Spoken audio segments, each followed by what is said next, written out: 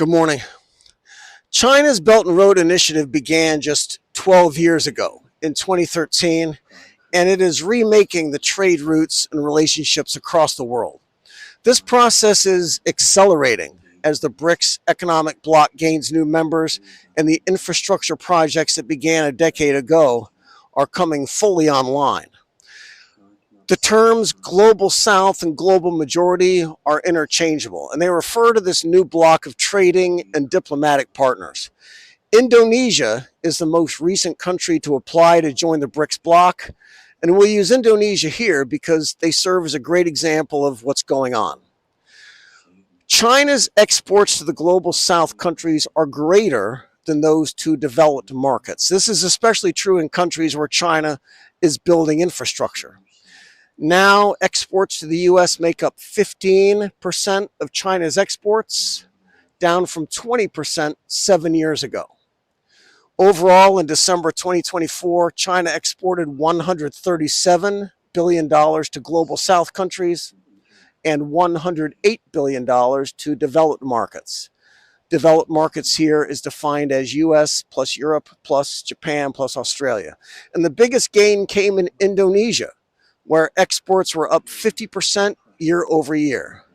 China is investing heavily in developing Indonesia's high-speed rail and telecom. The y-axis on this chart shows the percentage change in exports from China year over year. Australia and Japan saw lower imports from China. China's exports to Brazil and Indonesia were up 18%. There's over 500 million people there between Brazil and Indonesia. Vietnam was also up 18%. Vietnam has 100 million. We like this chart a lot because it tells us where the world's new consumers are going to be. Indonesia will have 158 million consumers by 2030, 27% higher than now.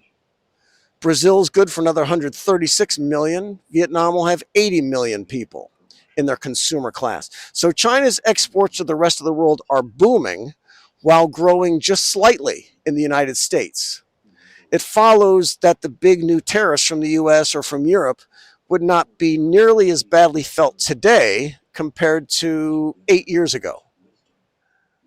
Back to Indonesia then. Indonesia is a prime example of how these developments are all playing out. It started with big investments from China via the Belt and Road, particularly in infrastructure, mining, and logistics. The Jakarta HSR, national 5G broadband, container ports, automated warehouses, all those big investments on these islands across Indonesia for tourism, connectivity as logistics, industrial zones, telecom. Those Belt and Road investments led to increased efficiencies and strong economic growth there. Indonesia's GDP is one of the highest in Asia at 5%. And so now Chinese exports to Indonesia are rising strongly to supply Indonesia's new booming consumer sector. And then Indonesia joins the BRICS. This is the world's longest glass water slide, and it's in Zhejiang province. Be good. Give me a spirit of gentleness and love and mercy, so I can be a good husband to my wife, and be a good father to my children.